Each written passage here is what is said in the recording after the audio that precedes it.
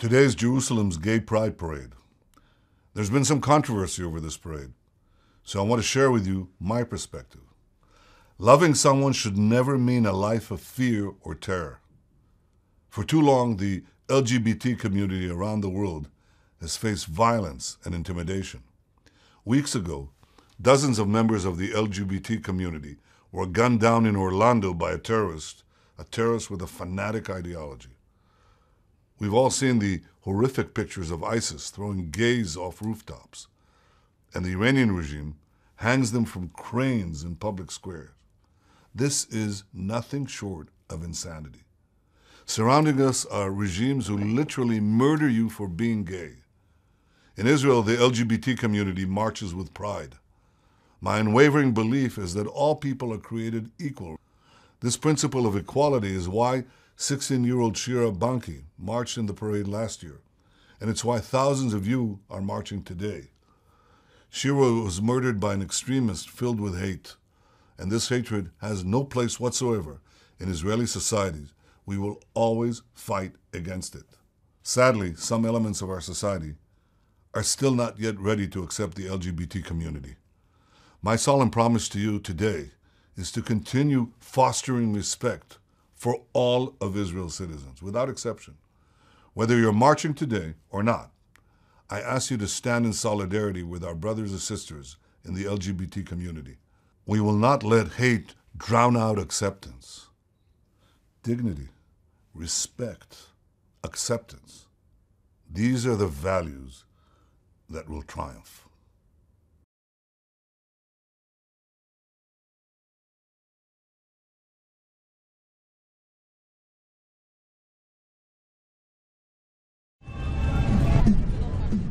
Kelly. Kelly what? Kelly Goldberg, I'm from Belgium. I really? just flew in this morning from Tel Aviv for the Pride. Wow, really? Yes. Fantastic. Yeah, what was it like? It was amazing. It was right on the beach. It was beautiful. Everyone came together from all countries, and it was beautiful. Were there Arabs there? A lot. A lot? And they're all Come happy stick 'em. and very happy to be in Israel. Why were the Arabs happy? The gay Arabs happy to be in Israel? They're happy because they can be free and they can be who they want to be. They're gay and they love being open in Israel. They all come to Tel Aviv to celebrate. What countries did they come from? A lot of Gaza and Palestine, everywhere. Yeah. Really? They came from Gaza, from Palestine? Yeah, they're all. A lot of them live in Israel right now, but they're very happy. And it's great to see them all over there.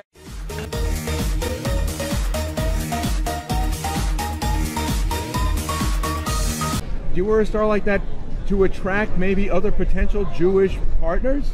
No, because I have one. Just wore it because, I don't know, I had it and I thought this would be a proper venue to bring it out again. You're Jewish and you're proud?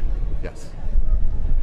What do you think about the resist Trump part of this parade?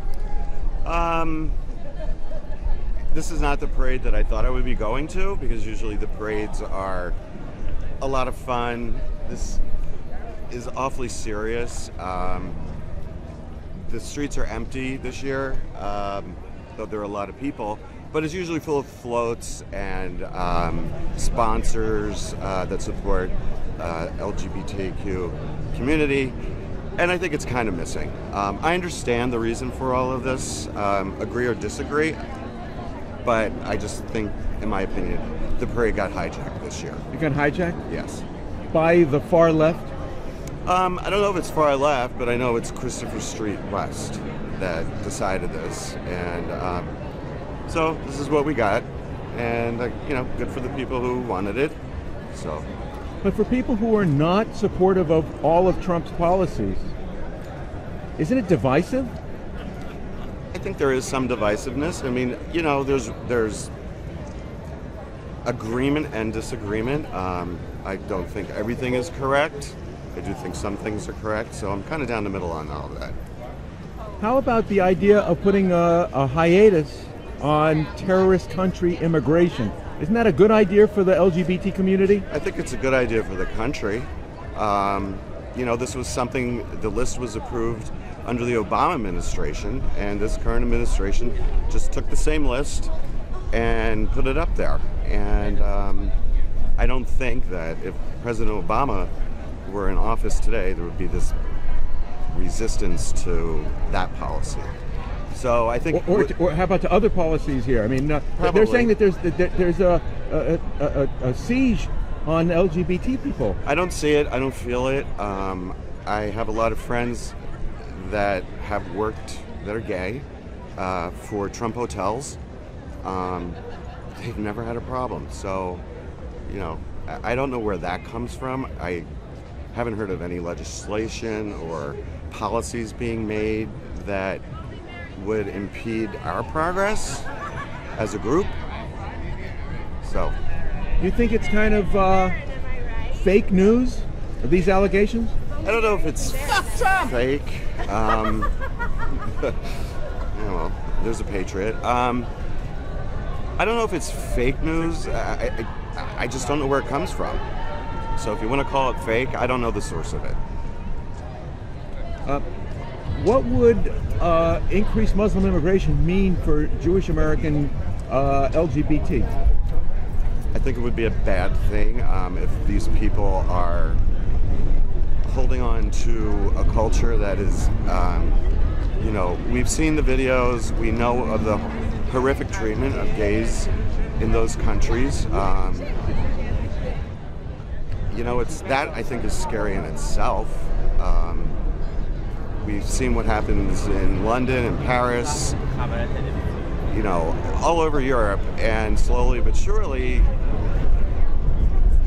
I'm starting to feel that those ideas that are brought in those countries are kind of not being accepted, but I don't know. I mean, it really upsets me that that kind of mindset is pervasive in that culture. The Muslim immigrants into France are driving the Jews who've lived there for centuries out. Yes, I know. I was in Israel last year, and usually all the signs in the retail districts are in Arabic, Hebrew, English, and now they're also in French. And I think that is a direct result of them fleeing France.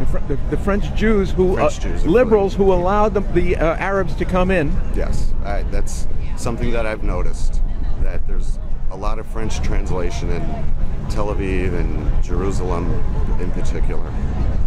Is there an awareness, you think, 1 year after the Pulse nightclub massacre, that jihad is a threat to gays and transgender? I don't think so, because I think that people are too politically correct at times, maybe, and don't want to single out that group of people. So no, I've not heard anything like that, and you're not going to. But is it being made taboo? I think so. It doesn't sound very inclusive, especially for people who want to protect gay rights, gay survival in the West. Yeah, you'd think, you have the nasty women and Linda Sarsour being a spokesperson for them, when the way they treat women is absolutely deplorable and horrible. And, nothing's being scratched beyond the surface of that and what she could possibly represent. It's not being questioned by women. It's puzzling to me. Do you feel that your points of view are welcome under the diversity umbrella of the rainbow here? Probably not. No, probably not. So what does diversity mean if not diversity of different viewpoints? Then that's not diversity, I suppose. And are you comfortable, aside from speaking personally like this, are you comfortable discussing this within the community, or is it? Are you? I can't even discuss it with some of my friends that live here. I mean, so we avoid that topic. We avoid politics in general. Have people distanced or marginalized you in social relationships? No. Or professionally? No. I keep quiet about it. But you have my politics are very closeted, except for this.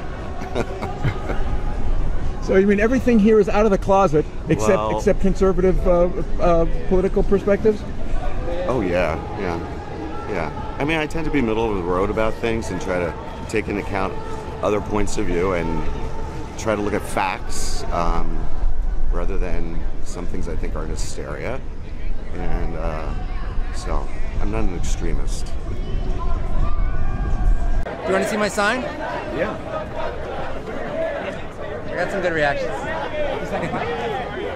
Is it a LGBT Yes, it is. temple? It's the first one ever It's the first one in America? in the world. Yeah. The first openly gay temple? Yeah, the first one to be recognized by the Reformed Jewish Authority.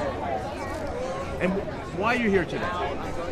To celebrate gay life and being who you are, and also to resist, on the back here I've got, to resist some of the negativity that's going on in politics these days. And what's that negativity you're referring to? Like dropping out of the Paris Accord and not supporting, clean energy and moving forward, and the stuff against Mexicans was probably the most upsetting for me this year, wanting to put up a wall and not appreciate that there's such awesome people that we're so fortunate to live with here in LA. I mean, this is a majority Latino city. It used to be Mexico. So I think we should be really happy about that, and I want to celebrate. I'm actually playing some, music from Mexico just because it's the best music. But do you feel that the idea of a hiatus on terrorist country immigration is in good order? No, I think we have a constitution that says that you can't discriminate based on religion. And so I think it's clearly un-American to discriminate on against people simply based on their religion. No, it's not just religion. There's particular countries. Yeah, and that's hypocritical. Of course, it's hypocritical to allow in people from countries that you have business with, like Saudi Arabia, and to not let people in from other countries. It's just, there's no sense to it. It's just politics and self-interest and hatred. What about Muslim homophobia? Does that concern you? Yeah, it definitely does. And I support my Muslim gay and lesbian friends who I have, and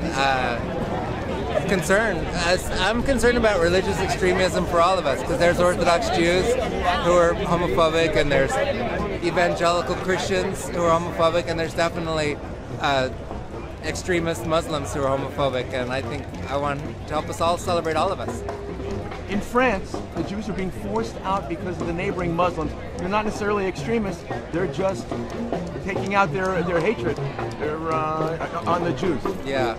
Would importing more Muslims from any country make Jews safer here? Well, I guess it depends on who comes in. I hope we'll try to bring in people who are going to support our American values and basically share the love like all of us.